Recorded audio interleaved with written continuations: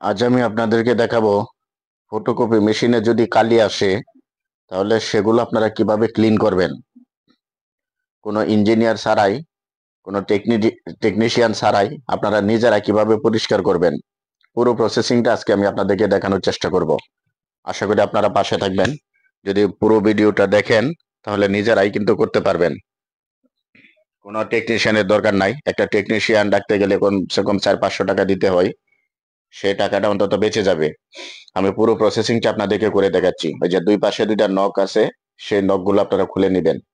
খুলে ড্রাম সেটটা আলাদা করে নেবেন। এটা হচ্ছে ড্রাম সেট, এটার উপরে ড্রাম সেট, এটার ভিতরে মূলত কালিগুলা জমে।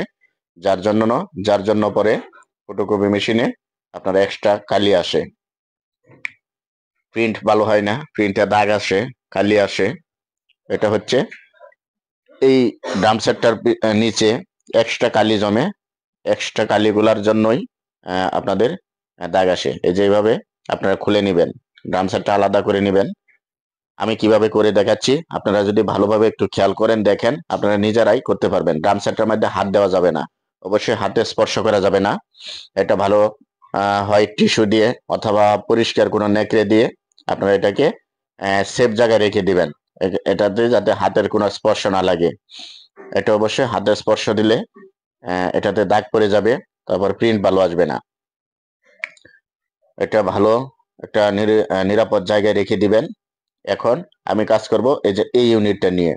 এখানে দুইটা স্ক্রু আছে দুই পাশে, স্ক্রুগুলো আপনারা খুলে নেবেন। খুলে এটার ভিতরেই কিন্তু আপনার কালিগুলা জমে। এই কালিগুলো যদি আপনি পরিষ্কার করে দেন, ক্লিন করে দেন, তাহলে আপনার প্রিন্টটা দেখবেন একদম স্বচ্ছ আসবে, কোনো দাগ আসবে না। এটা একদম সহজ, আপনারা নিজেরাই করতে পারবেন।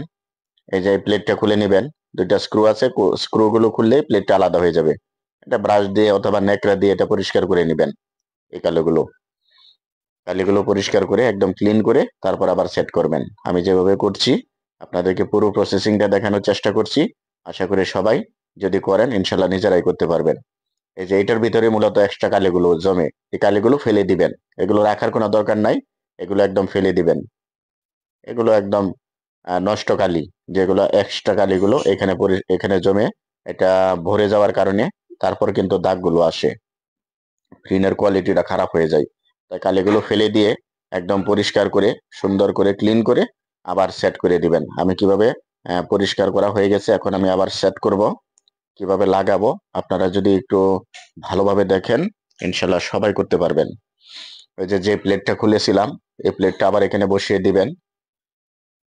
এটা আপনি ইজিলি করতে পারবেন। এটা ওই যে দুই পাশে দুইটা দেখবেন স্ক্রু আছে, এই স্ক্রু গুলোর উপরে বা বসালে এটা অটোমেটিকলি এখানে বসে যাবে। বসলে আপনি দুইটা স্ক্রু শুধু লাগিয়ে দিবেন।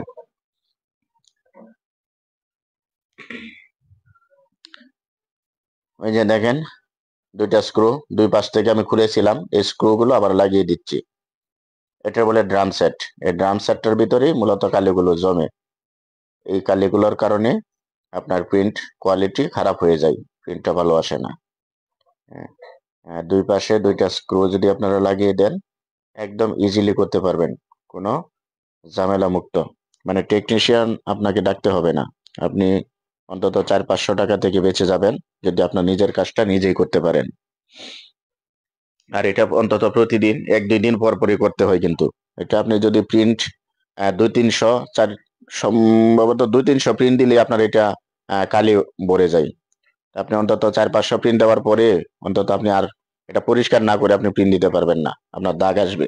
এই জন্য আপনার 2-3 দিন পর পর আপনি টেকনিশিয়ান কোথা থেকে ডাকবেন। এই জন্য আপনার নিজের কাজটা নিজে যদি করতে পারেন তাহলে অন্তত 400-500 টাকা থেকে বেঁচে যাবেন। এই যে দেখেন আমি প্লেটটা লাগিয়ে দিয়েছি, আপনারা প্লেটটা লাগিয়ে দিবেন এভাবে।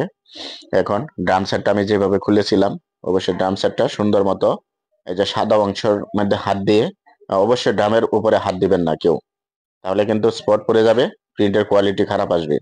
এই যে রডটা ঢুকিয়ে দিবেন, সুন্দর মতো একদম সোজা করে ঢুকিয়ে দিবেন, দেখবেন যে অটোমেটিকলি সেট হয়ে যাবে। হ্যাঁ, এবার আমি পুরো ইউনিটটার উপরে ড্রাম সেটটা বসিয়ে দিব। সেম ওই যে দেখেন আমি কিভাবে বসাচ্ছি, সেম একটু যদি চেষ্টা করেন ইনশাল্লাহ, ভিডিওটা ভালোভাবে দেখেন, সবাই কিন্তু পারবেন, মানে না পারার কোনো কারণ নাই। একটু সাহস নিয়ে করবেন, এই যে দুই পাশে দুইটা লক আছে, লকগুলা জোরাজুরি করবেন না, তাহলে কিন্তু ভেঙে যাওয়ার সম্ভাবনা থাকবে। অবশ্যই আপনারা এখানে পয়েন্ট মতো বসাবেন, দেখবেন যে অটোমেটিকলি বসে যাবে। যদি পয়েন্ট মতো পড়ে তাহলে কিন্তু অটোমেটিকলি কিন্তু লকগুলো বসে যাবে। দুই পাশে, হ্যাঁ, এইভাবে দুইটা লক, এই যে দুই পাশে আছে দুইটা লক লাগিয়ে দিবেন। দুই পাশের লকটা এই যে দেখেন একদম ঘর করা আছে আপনার, এখানে কোনো ঝামেলার কিছু নাই, আপনি জোরাজুরি করে লাগাতে পারবেন না। একটা পয়েন্ট মতো আপনি বসাবেন, অবশ্যই লেগে যাবে। এই যে এটা লেগে গেছে, ওই পাশে আরেকটা লক আছে, ওই লকটাও লাগিয়ে দিবেন। হ্যাঁ, লক লাগানো হয়ে গেলে এই যে দুই পাশে দুইটা ইয়ে আছে, এটার মধ্যে ধরে আবার যেখানে ছিল ড্রাম ইউনিট সেট যেভাবে, এখানেও লাগানোর কিন্তু একটা সিস্টেম আছে, অবশ্যই জোরাজুরি করা যাবে না। আপনি দুই পাশে ধরে এটা দিবেন, অটোমেটিক চাপ দিলে অটোমেটিকলি লেগে যাবে। এটা জোরাজুরি করে আপনি লাগাতে পারবেন না। এক দুইবার চেষ্টা করলে ইনশাল্লাহ আপনি পরে দেখবেন যে আর কোনো সমস্যা হবে না। এই যে এইভাবে আপনি আহ সুন্দর করে বসিয়ে যদি একটু চাপ দেন, দেখবেন যে এটা জায়গা মতো গিয়ে এমনি অটোমেটিকলি লেগে যাবে। তারপর আপনি ওই পাশে পাওয়ার বাটন আছে, পাওয়ার বাটনটা পাওয়ার কেবলটা একটু লাগিয়ে দিবেন, কানেক্ট করে দিবেন, দিয়ে গেলে কিন্তু আপনার কাজ ওকে। হ্যাঁ, লাগিয়ে দিলাম, বাস মেশিন কিন্তু অলরেডি রেডি হয়ে গেছে। এখন আপনি কাজের জন্য পুরোপুরি প্রস্তুত।